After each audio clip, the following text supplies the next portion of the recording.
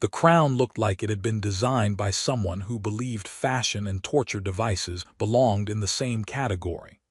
Elia's care squinted at the crystalline latticework, which shimmered like it contained fragments of an actual nebula. It hummed faintly, as if offended by his very human fingerprints. He adjusted his grip, trying not to drop it. If I accidentally decapitate the queen with this thing, I'm assuming that is considered a diplomatic faux pas, he muttered. From across the preparation chamber, Queen Aralia raised one elegant eyebrow. Human humor is a mystery to me. Does it always involve imagining your own imminent death? Her voice carried the smooth, silvery tone of someone who had been born to rule, but there was amusement there too, a warmth that took the edge off her regal stature. Pretty much, Elia said. We also joke when we're nervous, or terrified. Or, in my case, adjusting a crown that looks like it costs more than the entire budget of Earth's interplanetary fleet. She tilted her head slightly, her long, luminescent ears catching the light from the floating orbs that hovered near the ceiling. Each ear moved with a subtle grace, as if alive, glowing faintly blue when she spoke. If it is damaged, she said with a playful seriousness, you will owe me a new one. And I'm not certain humans can afford star crystal craftsmanship. Yeah, well, I'm not certain humans can afford me being here at all. But here we are, Elias replied, trying to mask his growing awe. Standing this close to her felt like standing at the edge of a supernova, too beautiful, too dangerous, and far too easy to get lost in. The chamber was a marvel of alien design. Bioluminescent threads rippled across the walls, displaying scenes of Arthurian history like living murals. A low hum pulsed through the floor, an energy signature Elias couldn't identify, though he suspected it was the same alien engineering that allowed the Queen's massive palace to hover high above the planet's crystalline oceans. Everything about this world made Earth look like a child's attempt at building cities with mud. Elias shifted the crown again and cleared his throat. Okay, I need you to stand very still, he said, though his voice cracked slightly at the end. Not that I don't trust my skills, but, human hands, twitchy, clumsy, prone to accidentally poking important royalty. Do all humans speak this much while performing tasks? She asked, her lips curving into a smile. Or is this your way of distracting me from the possibility of an error? This is my way of distracting myself, Elias muttered. He climbed the final step to the raised platform where she stood, tall and impossibly composed in her ceremonial gown. It wasn't really a gown so much as a living garment, layers of nanofabric woven with strands of light, shifting colors like the rings of a distant gas giant. As he approached, the crown pulsed faintly in his hands, almost as if it could sense her presence. He felt like a kid about to place a tiara on a nuclear warhead. He took a deep breath and positioned the crown above her head. He said, on Earth, the fanciest thing I've ever worn was a party hat shaped like a duck.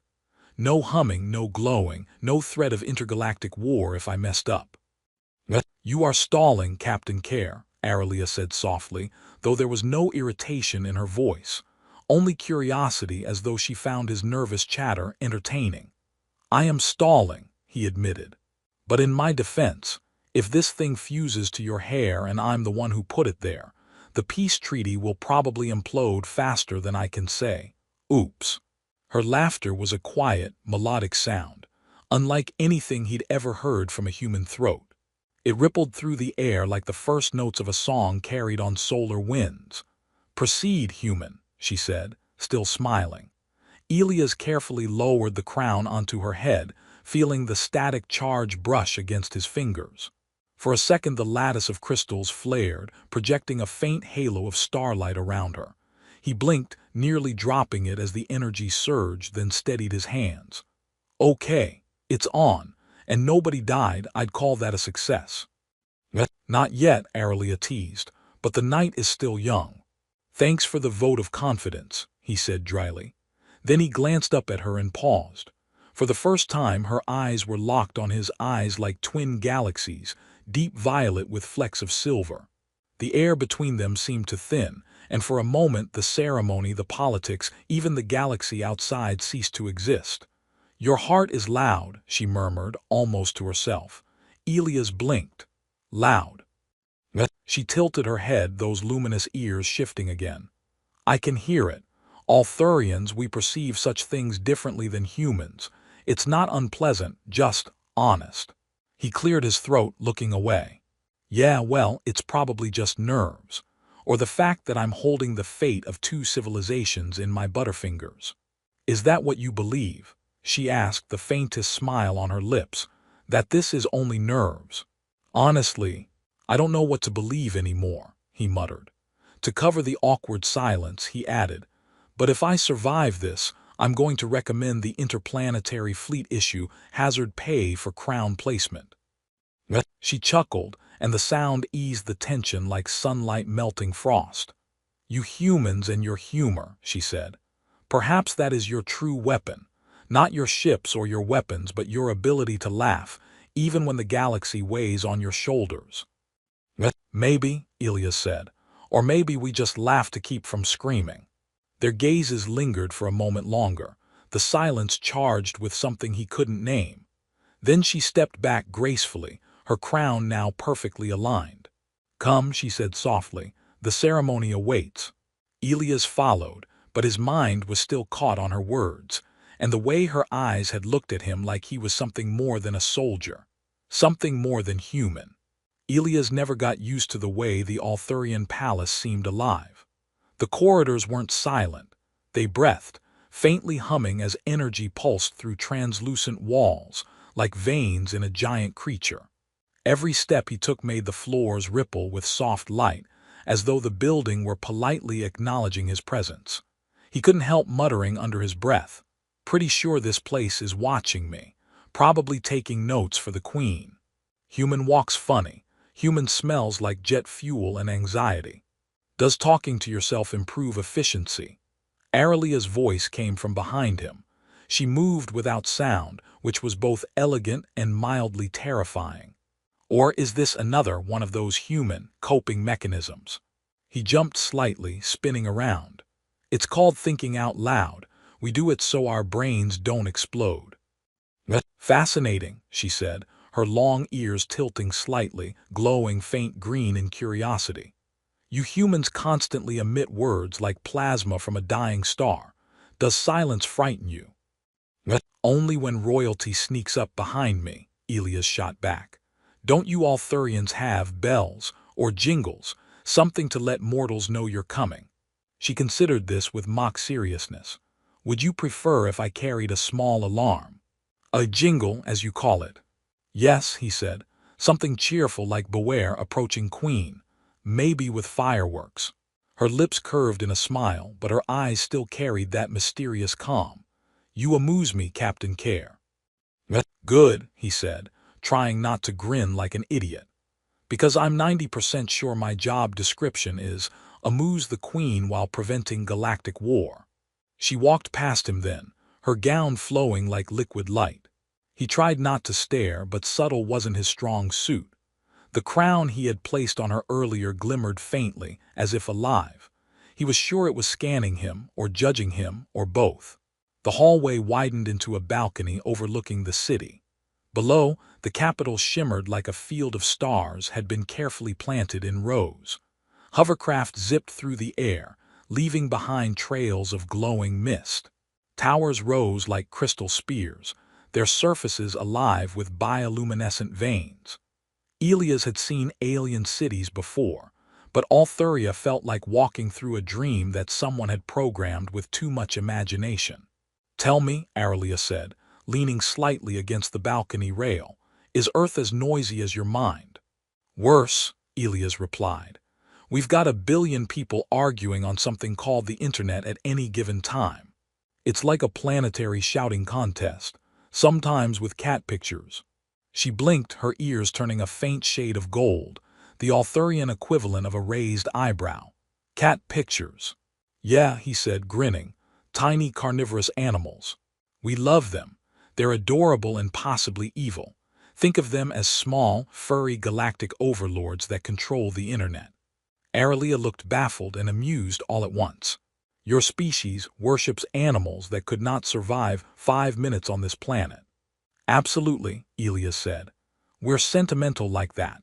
Also, they can sit in boxes and look judgmental, which is basically a universal skill.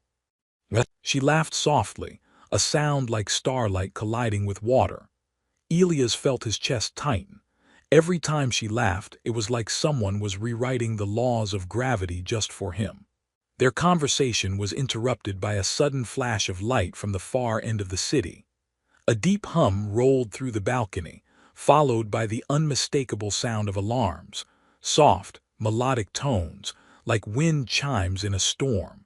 Aralia's expression hardened instantly, the laughter fading into the calm steel of a ruler. Another protest, she said. The radical faction. Elia straightened. The same group that hates humans. They do not hate you, she corrected. They fear what you represent, change, the merging of our cultures. They believe alliances make us weaker. She glanced at him then, her gaze sharp but not unkind. But they have never spoken with you. Lucky for them, Elias muttered. My negotiation strategy usually involves sarcasm and coffee. Perhaps you should try it, she said, almost teasing. Even radicals might surrender to your, what is the human term? Charm. I think the term is awkward panic, but sure, Elias replied. A pair of royal guards appeared then, their armor gleaming like molten glass, each carrying weapons that hummed with a quiet threat.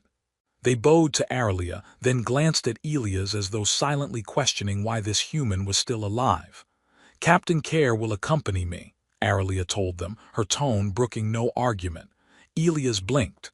Wait, I will. You are my envoy, she said simply. Besides, your humor may disarm them. Or make them shoot me faster, he muttered, following her anyway. They moved through the palace at a brisk pace, the living walls pulsing brighter as though aware of the tension. Elias couldn't help whispering, Do your walls always eavesdrop like this? Because I feel like they're judging me. They listen, she said, but they do not judge. Lucky them, Elias said. When they reached the palace's exterior landing platform, a sleek transport awaited them. The vehicle was shaped like a teardrop and shimmered with an oily, liquid light. Elias climbed in after Aralia, gripping the seat as the transport shot into the air with the smooth speed of thought. Below, the city lights became streaks of silver and gold. Aralia sat beside him, her posture composed, but he noticed the subtle flick of her ears, a sign of tension, if he remembered correctly. You do not have to come, she said, glancing at him. This is not your battle. Yeah, but if someone is going to throw space tomatoes, I'd rather be there, Elias said. Besides, you might need someone to make bad jokes. She looked at him for a long moment, then, unexpectedly, she smiled. Then perhaps I will keep you close. Elias swallowed hard and tried to focus on anything that wasn't the fact that her hand was resting just inches from his on the seat. He wondered if Althurians could hear thoughts, because if they could, he was in serious trouble. The transport glided down to a plaza where dozens of Althurians stood in tense clusters, their ears glowing with shades of red and amber, signs of agitation Elias had quickly learned to read. A group of protesters held banners made from shimmering threads of light that twisted into moving symbols. Elias couldn't read them, but he was willing to bet they didn't say, Welcome, humans, we love your pizza. Stay behind me, Aralia said, stepping out of the transport with the calm authority of someone who could silence an entire galaxy with a glance. Her gown caught the plaza lights, scattering them in all directions like fragments of stars. The crowd quieted the moment she appeared, though their ears still pulsed like angry embers. Behind you, sure, Elias said. I'm great at hiding behind royalty. It's in my training manual. Page 1. When diplomacy fails, use the queen as a shield. Your sarcasm is showing, she murmured, though the corner of her mouth curved slightly as she moved forward. The protesters' leader, a tall Arthurian with sharp, angular features and ears glowing an unsettling crimson, stepped forward. His voice carried over the crowd like a low-frequency vibration. We will not bow to Earth's meddling. Our queen walks among humans, but she forgets her people. Elias, standing just behind Aralia, leaned slightly and whispered, "Should I say something? Or is this one of those moments where I keep my mouth shut and look harmless?" "You rarely look harmless," she replied without looking back, "but speak if you must." Elias stepped forward, raising his hands in a universal, "Don't shoot me" gesture. "Hi, I'm Elias, human, soldier, part-time furniture mover of ceremonial crowns. Look, I get it, you don't trust us. I wouldn't trust me either. I once microwaved a burrito so bad it blew up my kitchen. True story." The crowd blinked at him as though he had just spoken in the language of black holes. Aralia's lips tightened, probably trying not to laugh. "Here's the thing," Elias continued. "Earth isn't here to take over. We're here to, not die in space alone. And if we're lucky, make some friends who can teach us how to build cool, glowing cities that don't smell like burnt coffee all the time." There was a ripple of confusion among the protesters. Aralia turned slightly, her violet eyes watching him with a mix of amusement and curiosity. "You are either brave or foolish," she said softly. "Usually both," Elias muttered. The protest leader narrowed his eyes. "Words are wind, human. You hide behind the queen's favor." "Trust me, if I could hide behind someone else, I would," Elias said. "But she's kind of hard to avoid. She glows. It's very distracting." The man tilted his head, as if reassessing this strange, sarcastic creature who had the nerve to joke in the face of hostility. Aralia raised a hand, and the murmurs stilled instantly. "Our alliance with Earth is not a betrayal," she said, her voice cutting through the tension like a blade. "It is survival. The galaxy is not kind to the isolated." Elias glanced at her, feeling a strange surge of pride, though he wasn't sure why. Maybe because every time she spoke like that, he could see the weight she carried and how unshakable she seemed despite it all. The leader didn't reply. Instead, he made a sharp gesture, and the crowd began to disperse, their glowing banners folding into threads of light that dissolved into nothing. Aralia lowered her hand, watching them leave. "That was less violent than I expected," Elias said. "Should I be proud or worried?" "Both," she said.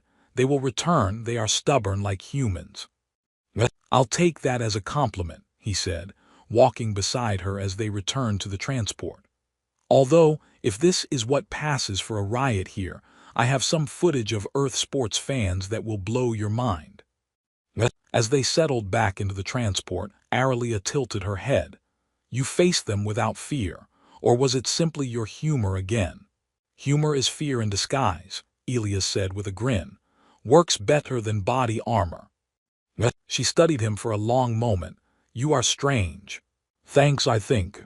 The transport rose into the sky, weaving through the glowing lanes of the city. Elias leaned back, letting the soft hum of the craft settle his nerves.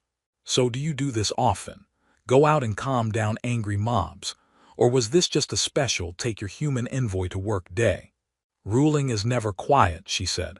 "And you are unexpectedly useful." "Unexpectedly," Elias said. "Ouch, that's my ego right there bleeding out." Her smile returned, subtle and fleeting. "Perhaps I will have you speak at the ceremony tomorrow. Your burrito story might confuse our enemies enough to surrender." "Okay," Elias muttered, rubbing his face. "Either I'm hallucinating or the wardrobe has achieved sentience. Great. Can I request pants that do my laundry too?" A polite voice responded from the jacket. "Human, your presence is required in the Queen's atrium. This unit will dress you now." Elias stared at it. "Dress me? Look, I'm flattered, but I usually like to buy dinner first." The jacket zipped onto him with startling precision, nearly knocking him over. By the time he stumbled to his feet, it had tightened around him like it was designed to survive atmospheric re-entry. "Yeah, perfect fit," he groaned, tugging at the collar. Nothing says interspecies diplomacy like feeling strangled by alien couture. He arrived at the atrium to find Aralia waiting, looking as effortlessly poised as someone who'd had a full night's sleep, a diplomatic briefing, and maybe a small dose of divine radiance. Her gaze swept over him, and for a second he thought she might actually laugh. "Your uniform," she said, "is unconventional." "Thanks," Elias replied. "It tried to murder me on the way here. You might want to warn your tailors about that." Her lips curved into that infuriating half-smile. "It suits you. Perhaps the jacket recognizes your chaos." "Chaos?" he asked. "I'm organized chaos, thank you very much." "There's a difference." Before he could continue complaining about homicidal fashion, a holographic display shimmered to life between them, showing a rotating map of the Arthurian system. "The radicals have shifted their efforts," Aurelia said, her tone turning serious. "There are reports of sabotage attempts on the outer energy conduits. They may be preparing something for the ceremony tonight." "Perfect," Elias muttered. "Nothing says peace treaty like someone trying to blow up the power grid." "We will need to inspect the conduits ourselves," she said.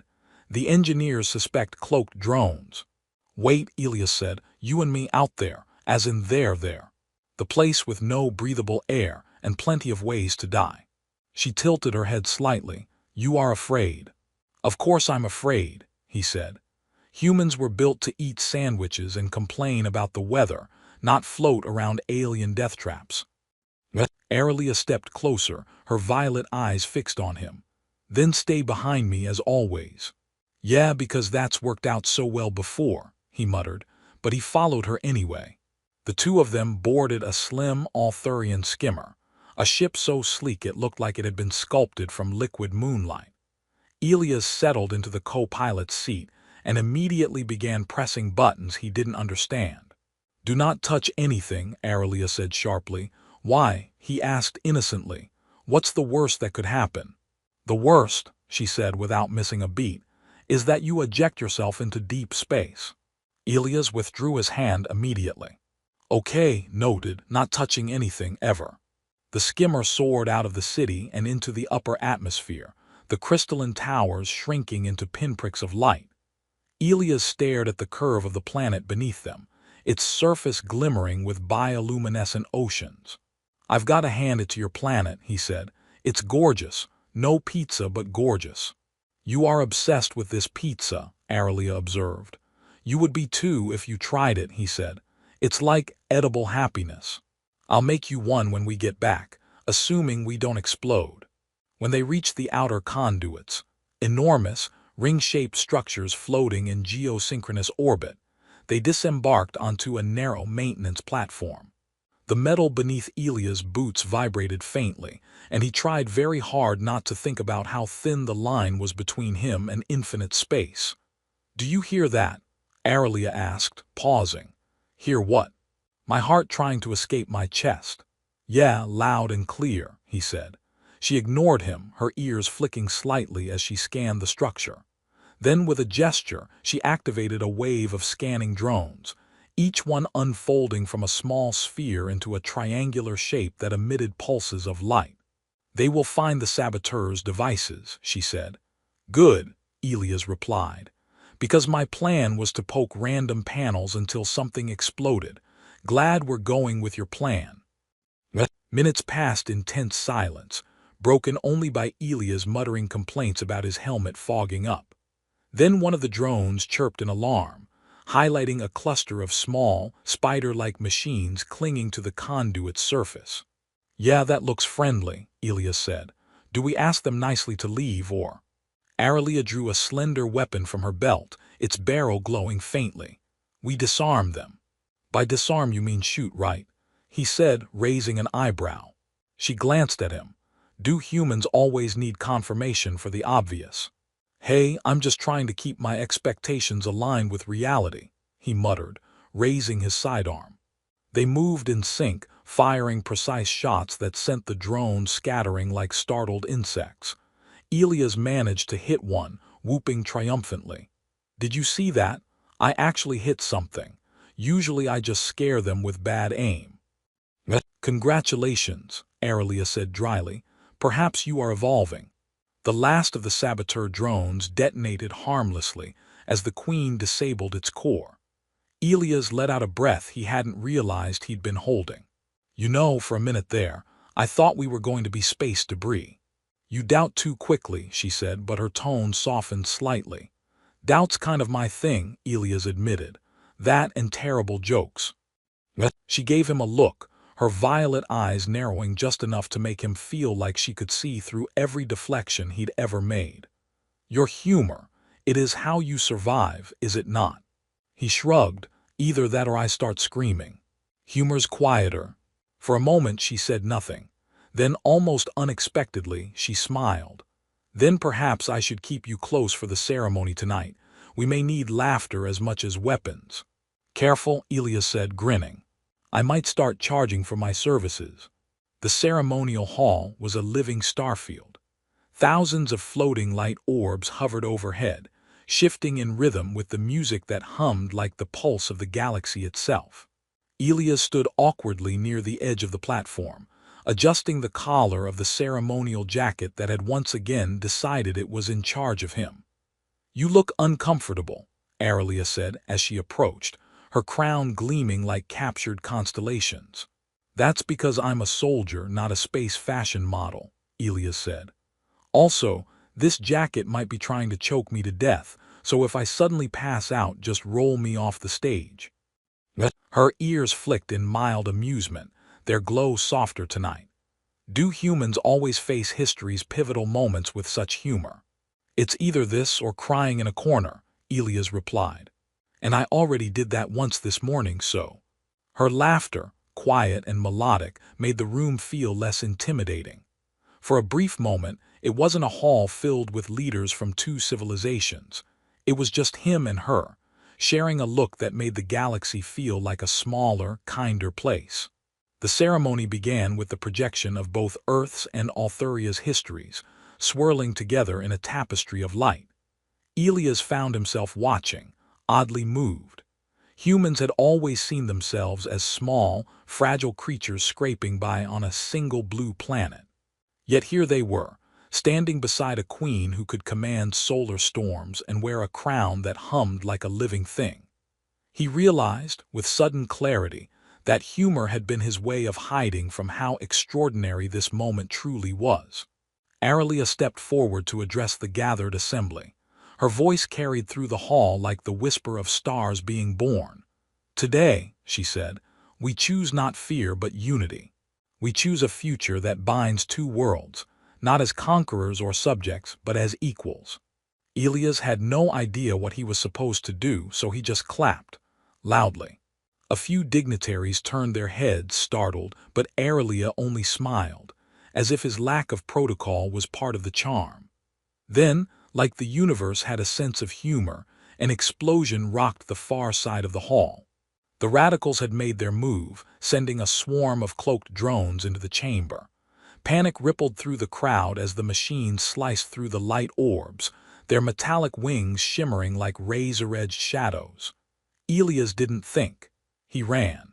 He grabbed one of the floating ceremonial poles. He had no idea what it was for, and swung it like a baseball bat, knocking a drone out of the air. Okay, so these things don't like blunt objects, he shouted. Noted. Aurelia leapt down from the dais, drawing her glowing weapon. Stay close. Close to you? Oh, sure, Elias muttered, swiping another drone out of the air. Nothing says romantic evening like smashing murderbots together. The two of them fought side by side, her precision balancing his wild improvisation. He managed to hack a drone in half with a decorative ceremonial banner, yelling, "Victory, human style," while Aurelia rolled her eyes but didn't bother hiding her smirk. When the last drone collapsed in a heap of sparks, the hall erupted in cheers. The radicals' attack had failed, and the ceremony continued as though the chaos had only been a test of resolve. Aurelia returned to the dais, her gown slightly torn but her crown still perfectly aligned. Elias followed, out of breath and slightly scorched. "You fought well," she said softly. "I fought like a guy trying not to die," he replied. "But I'll take the compliment." She tilted her head, regarding him with a look that made his chest tighten. "You have changed, Elias Care. When you arrived, you were a soldier wearing sarcasm as armor. Now, you are something more." He hesitated, feeling the weight of her words. Maybe I just found something worth fighting for that isn't about orders or politics. Her gaze didn't waver. And what is that? You, he said, before he could stop himself. You and what this means. What we could build together. The hall was silent for a heartbeat, then she stepped closer, her voice barely above a whisper. Do you love me, human? Elia smiled faintly.